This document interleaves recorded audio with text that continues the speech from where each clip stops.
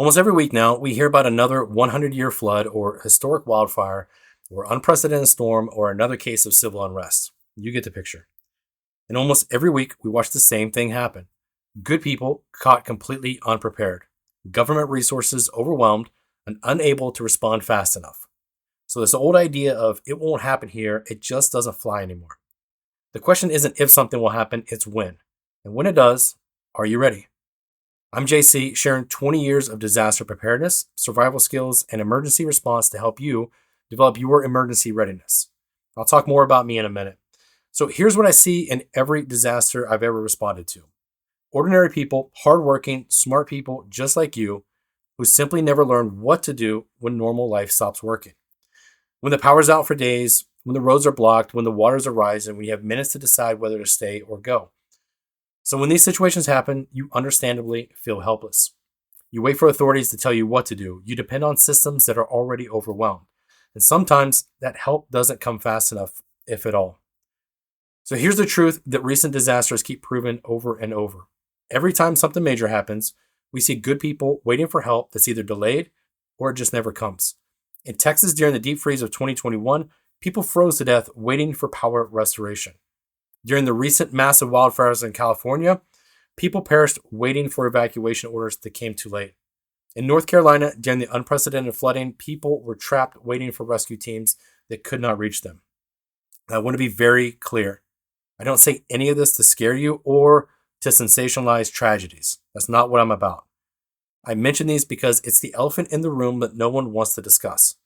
So let's normalize learning from tragedies and equipping ourselves with the knowledge to prevent these situations from repeating and happening to ourselves. Just like we do in other areas, we learn from tragic house fires, we learn from airline failures, we learn from automobile crashes. So let's also learn from disasters and unforeseen emergencies to prevent future tragedies. As our motto at Self-Reliant Training says, knowledge is independence. So when you know what to do, you don't have to wait for someone else to figure it out for you.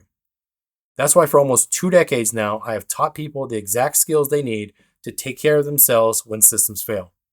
And to give you an idea, here's some of the things that you'll learn from Self-Reliant Training. Smart decision making, when to stay put and when to leave. How to tell reliable information from rumors during a crisis. Also, how to think clearly when everyone around you is panicking. Safe planning and escape. How to plan escape routes from your home and workplace, especially in urban areas that can quickly become massive traps. How to safely move through dangerous areas. How to navigate urban areas when mass transit is shut down, when riders have streets blocked, there's large-scale fires, or massive power outages like we recently experienced here in the Pittsburgh area. Basic survival skills. How to get clean water when taps don't work. How to stay warm without power. How to signal for help. How to create shelter that actually protects you. I've taught wilderness survival for over a decade to hundreds of students, and now I'm distilling these principles to use for everyday preparedness applications. And last, and certainly my favorite, and I would argue is the most useful in any crisis situation, which is leadership under pressure. This is a core pillar that I strongly believe in and I push in all of my courses. It shows you how to stay calm when others panic, how to organize people and lead during emergencies, and how to make quick decisions when seconds count and lives are on the line. When you master these skills, something important changes. You stop being someone who hopes for the best and you become someone who's prepared for reality. You don't panic anymore when severe weather hits. You have a plan. When the news reports on disasters, you're not anxious, you're ready. You become the person others look to for guidance instead of looking around for someone else that has the answers. So why should you listen to me?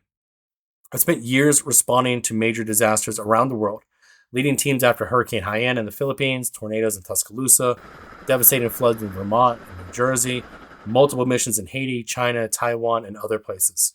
So when disasters strike, like the recent flooding in western North Carolina, I'm there on the ground helping people. I also routinely train military units and special operations members, teaching the same skills that keep people alive when everything else goes sideways.